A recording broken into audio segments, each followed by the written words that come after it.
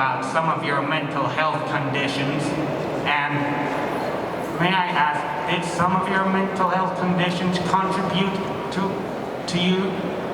your doctor lasting only one season?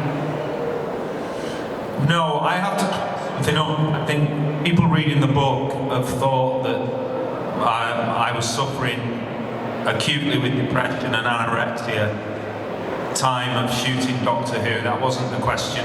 The anorexia was a background noise, but it was something that was in control. I had a great time playing the Doctor. My problems were not personal. They were related to the professional running of the set, and that's why I left. Not because of anything that was going on within me. It was just events in the workplace, and we all know, whatever workplace we're in, that office politics are not always perfect. So. But I think it's important to concentrate on the 13 episodes I did and the positives. The damage that was done to me personally and professionally was how the BBC handled my departure. They said one thing that was untrue, a number of things that were untrue. They kept me out of the loop. So I experienced a lot of hostility in the press and some from the public. So that's on them, not me. On the note of correcting myths and so on, I've seen God knows how many clickbait links about, oh, Chris Eccleston will never ever portray the Doctor again, and now we've got these big Finnish audio dramas that are coming. That's right, yeah. So, let me ask the dangerous question, the past being the past, is there a path that you could see toward portraying the Doctor on screen again? No, that won't happen, but what I have been doing just this last week is I've been recording more episodes of the Big Finish audio. In fact, I was in there on Monday. We did our first batch last year, and they were released in May of this year, and they've been very successful. I was given some vinyl versions, and I was trying to get my kids to listen to them on Wednesday, and they weren't interested. They were like, yeah, great. So I've really enjoyed doing that and working with Big Finish and working with their great writers and the great director, Helen Goldwyn. So they will be coming soon. Let's hear it. More Ninth Doctor. Who's got one? Who's got one? Keep it rolling. Right over here. Yeah, you pick people. You've got all the power.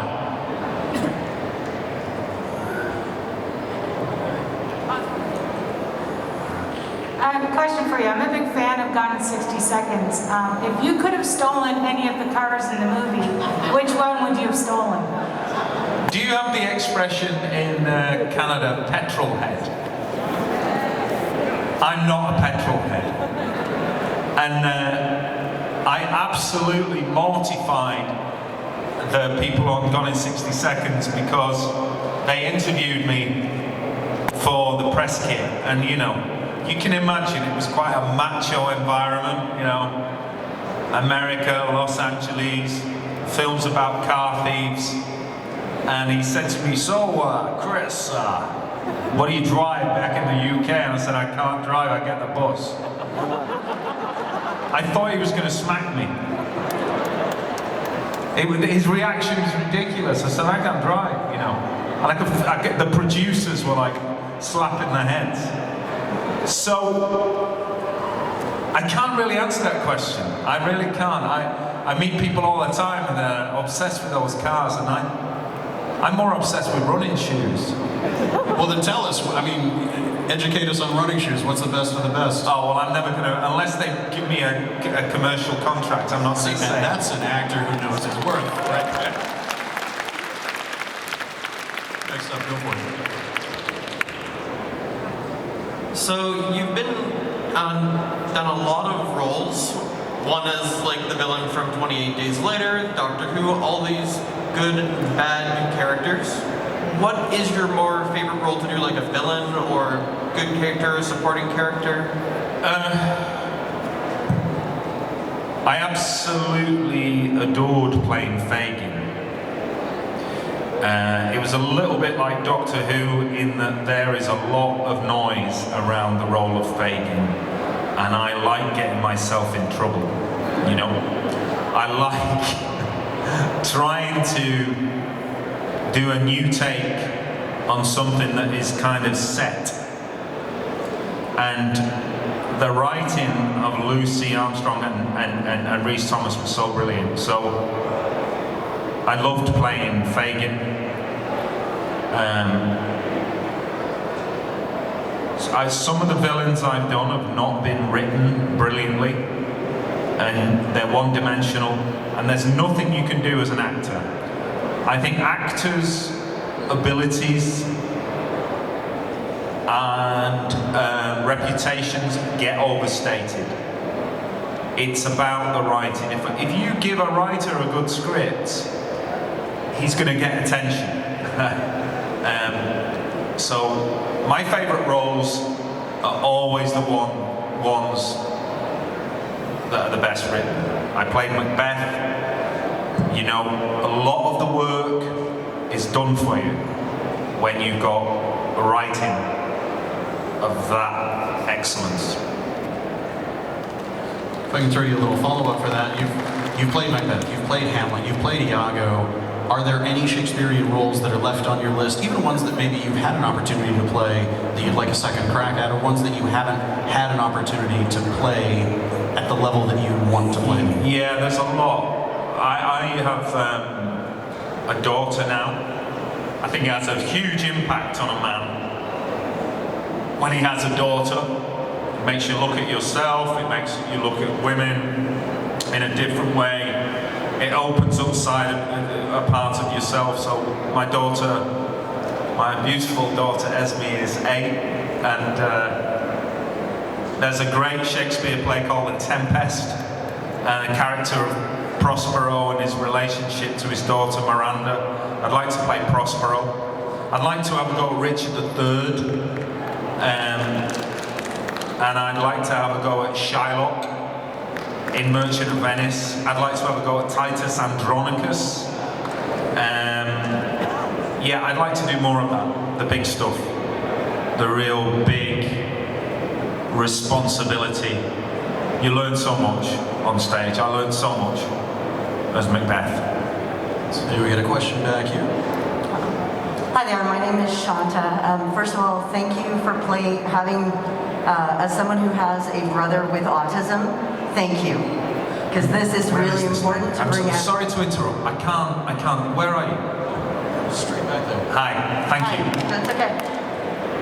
Second of all, I'm sorry you weren't my first doctor, but thank you for bringing it back. Who was your first doctor? Tom Baker. Oh, what a genius. So thank you for bringing it back. My question actually is one of my favorite roles of yours is The Second Coming. What was the most difficult part about that role? Well, that was written by Russell T Davies, who is in fact the man responsible for bringing Doctor Who back. As I said earlier, it's not the actors, it's the writer. And it was Russell T Davies that created this new revolution we've seen. So he needs to be credited for that. Second Coming, there was nothing difficult about that for me. It was such a gift of a role. I think my strongest memory from that is watching this actress called Leslie Sharp, amazing British actress, in the role of Judith, who is basically Judas Iscariot. Watching her work is my strongest memory from that, and how brilliant she was in that role. So where are we? Over here? Yep. Hi. Testing, can you hear me? Yeah. Yes. Sometimes it's hard to tell with a mask. Anyway, I'm on the spectrum team, and I want to say thank you for bringing autism to light. My question is actually from your short time on a show called Heroes. you played a character that could turn yourself and anything invisible. Would that be like your chosen superpower, or would you like to have any other power in the world? And if it is, what is it? My dad said to me, "You've gone all the way to Hollywood and all you can get is the Invisible Man." And then I told him that I'd auditioned for George Washington and he felt happier, but I didn't get the part.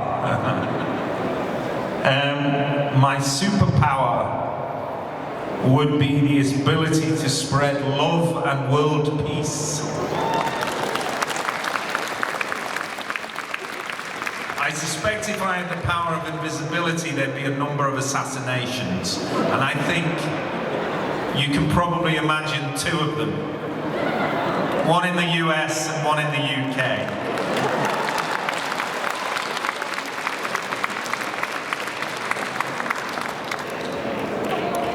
Go for it. Right here. Hi, got this one. Hi. So speaking about what you said about the scripts and the writers being very important to the role, I always thought that your role in Thor was a very interesting choice.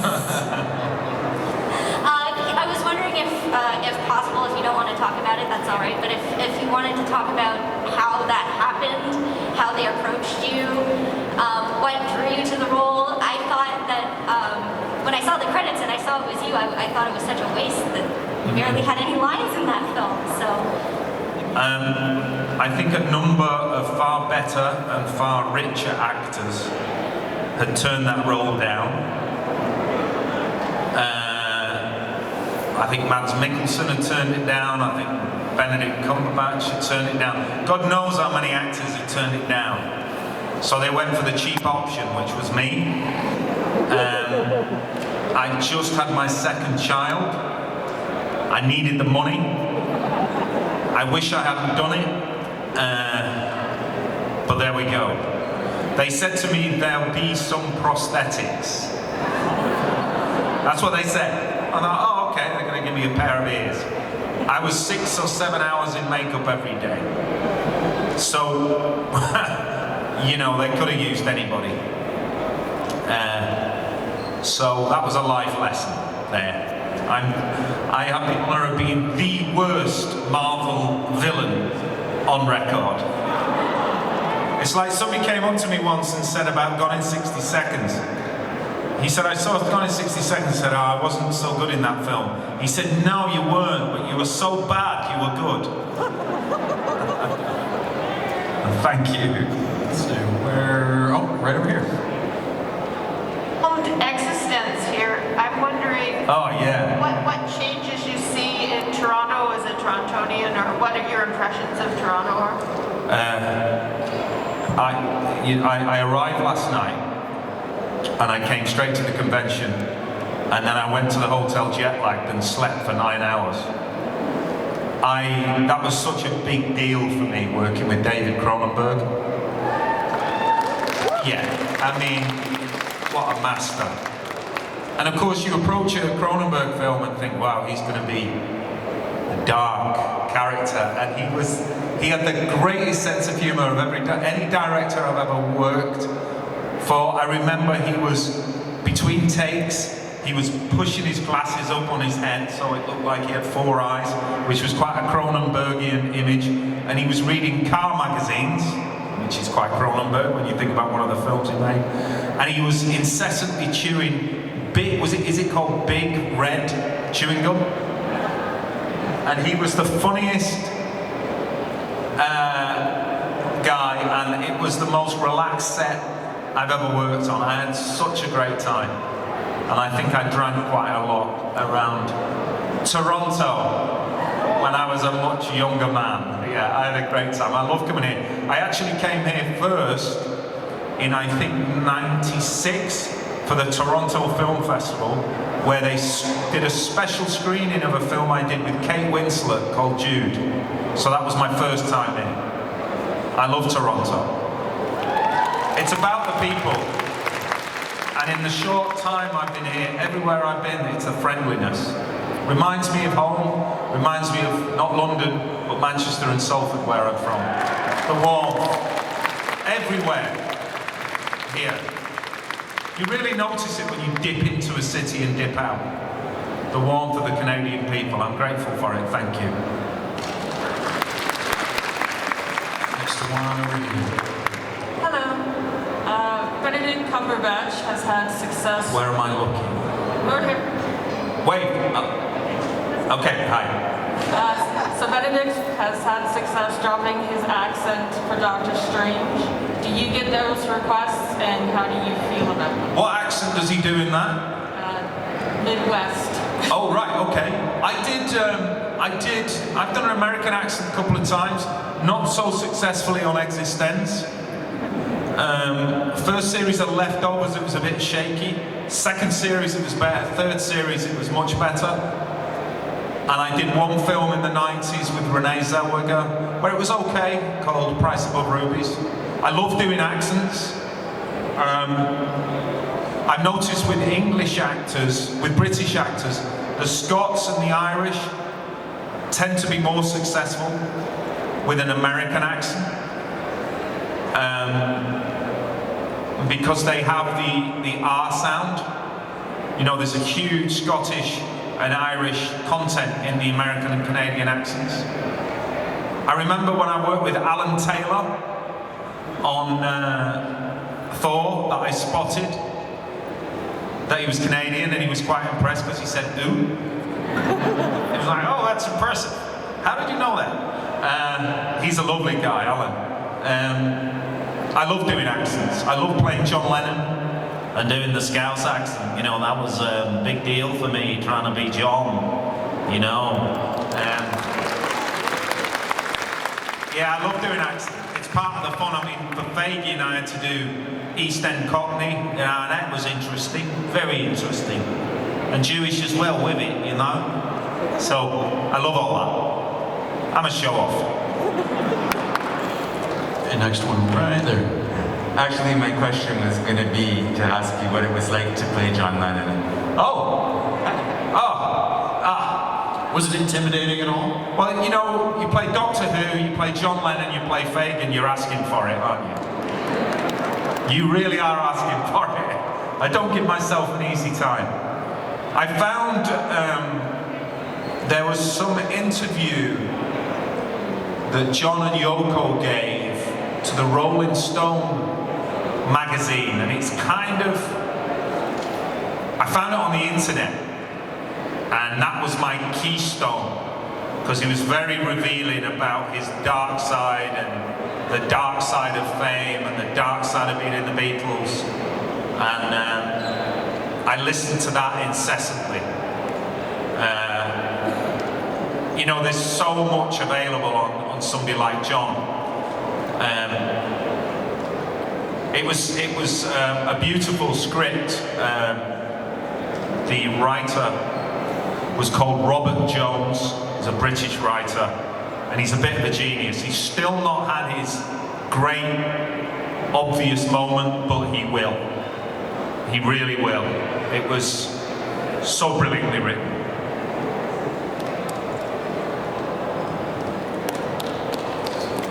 Right back there. Hello, my question is about the Big Finish audios.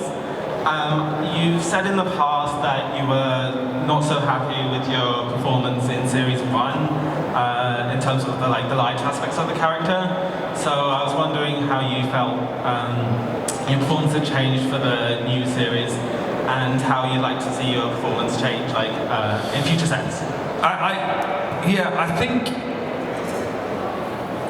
from what I've read and the little bit that I've seen, I think probably every actor who plays the Doctor would possibly say their second series performance was better than their first. It's unavoidable that in a role as iconic as that, and as complex as that you wouldn't look at your first series and go, okay, that works, that doesn't work. And obviously I didn't get the opportunity to do that. Obviously audio is a very different medium. from the visual.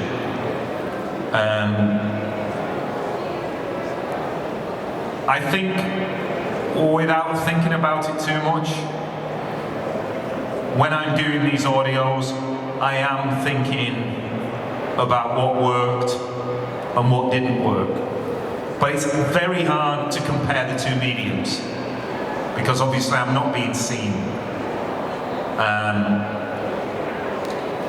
I would say there's possibly a little more of the lighter stuff in the audio, the tone. The writers are still probably getting used to writing for me as the Ninth Doctor in an audio form. Yeah, you can only address that if you do the same medium again. But it's an interesting question for the doctors who come through. I would ask them, what did you learn from your first series? That's what I would ask all of them if I could. If I was interviewing them, I'd say, what did you learn? What did you want to change? What did you feel worked? What didn't? I didn't really answer your question. It's a great question, but I hope that helps. Go on there. Yep. Question. If you were to be asked by James Bond, would you take the opportunity? When I was a kid, I was obsessed with Sean Connery's James Bond. I used to pretend to be him all the time. I think it had a huge impact on me wanting to be an actor. The Bond films, the John Barry music. But my sympathy goes out to anybody who's going to follow Daniel Craig. I think the great thing, I know Daniel, we worked together on a big TV series. Our friends from the north? Our friends in the north.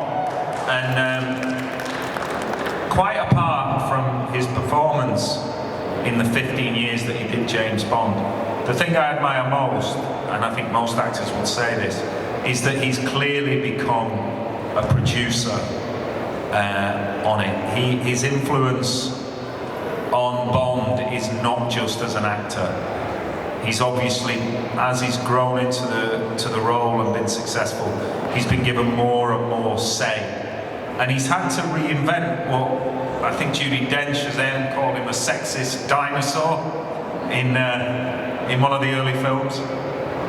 And you can see that a man of my generation has seen the changes that are going on around sexual and racial politics, and he's contributed to changing Bond and helping it survive, and I admire him for that as much as easily being as good as Sean Connery, which is some achievement. On that note, I don't think with my ears I could ever play James Bond. Well, I mean, it's the short answer. They said he couldn't play because he was blonde, so... Oh, yeah, that's true. It's nonsense. On that same note, now let me ask you, at what point do you feel like you got comfortable advocating for yourself, speaking up when something on a set was not running the way that you wanted it to, that sort of thing? This has become a topic of conversation of late for a variety of reasons. I'm from Salford. I was always comfortable with... you know, probably suicidally to a certain extent. If I felt something was wrong, from day one, you know, I spoke up. That's just the way I am. What advice would you have for any young actors that are out there? Don't be like me. Yeah, you got another question right there? Hi, you were my first doctor I ever watched on Doctor Who, so thank you for introducing me to the Doctor Who universe. I love it so much. My question for you is, what was your favorite episode for you to film in season 1 of Doctor Who?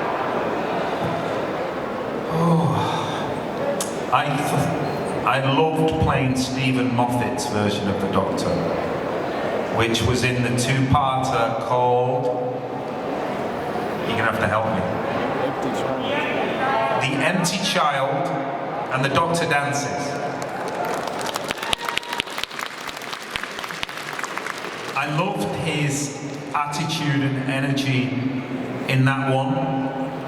I think it was Rob Shearman who wrote Dalek. I think I'm right. That was spectacular to perform. I knew I had the bullets to fire. Yeah, I felt like in Dalek and in The Empty Child, the writers were playing to my strengths at that time. Personally, I loved Father's Day as a Doctor Who episode. My father was very ill during the filming of that, and it was the traditional Doctor Light episode. Every series has an episode where the Doctor steps back a bit, and I found that intensely moving. Rose wanted to meet her dead father. I found that very moving. Tell me we've got about 5 minutes left. We should be able to get a few more questions in straight back there. First off, I just want to say I love you as the Doctor, period. Secondly, I also loved you in Cracker as DCI Bilborough. Jimmy McGovern. That was a fantastic, fantastic series. Written by Jimmy McGovern. Yes.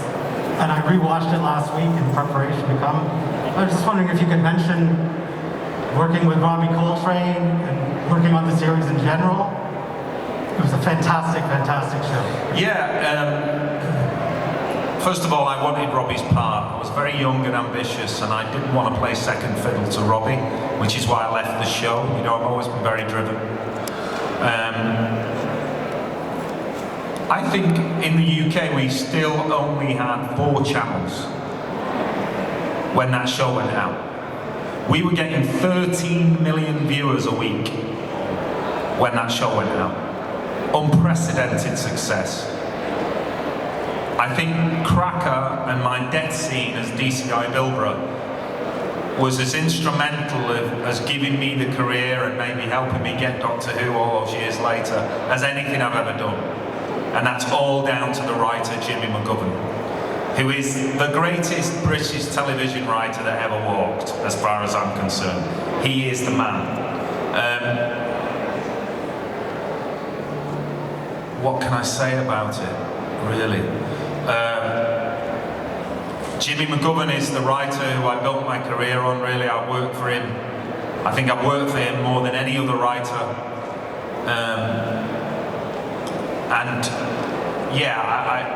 It helped my career so much being associated with Jimmy McGovern and Cracker. And we definitely benefited at that time from having, you know, the television landscape has changed completely. Box sets, there are so many channels now, it's hard to capture. I grew up in a time when British television used to capture the nation, and we knew that the nation were watching something together. It doesn't happen anymore, because people are doing so many other things. It's very hard, for instance, in the UK, for the UK television industry to address an issue and get the whole country watching, in the way that, for instance, Alan Bleasdale did with Unemployment with Boys from the Black Stuff. And I miss those days when you felt like the whole nation was watching together. But Jimmy's the main man. So they tell me we're running short of time. You're here the rest of the day, though, yes? I am, yeah. Okay, so if you've not gone to see Chris yet, you'll be back at your table here in just a little bit, yeah? I think I'm going straight back to my table, and we're going to be doing some photo ops. So if you haven't signed up for the photo ops, that was going to be my next line. We're a great comedy team. I'm here all day, yeah. So get signed up for those photo ops. I wanted to wrap things up. Doing conventions, coming out here and doing this experience, it's different than doing press for a TV show or a movie or something like that. Is there anything that surprised you or delighted you the most as you started doing these conventions? Because they are a very particular kind of an experience. Yeah, I didn't do them for many years. I've said it before, I felt like the fans can be ripped off here. I'd be interested to know how you feel about it. I did imagine that it would be somewhat like when I do a theatre show. You will get people at the stage door who have got your autograph 50, maybe 100 times, and they want it again because they want to sell it. what I'm constantly reminded of when I come to the conventions is that you people, the fans, want to say something personal to me and get something personal signed. And it's a tremendous positive in my life to come out and meet you all, particularly with what's going on with the pandemic, to have that the exchanges we have with the photographs and the signings, it's wonderful, and I always have to report to my children about what's been said and what's been done. So thank you. So I've got a couple little bits of housekeeping to do before we send him off in style. Can we keep the applause going for our wonderful sign language interpreters? Keep it going once again for our crew in the yellow shirts, making sure that everything goes great.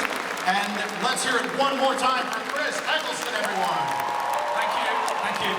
Thanks.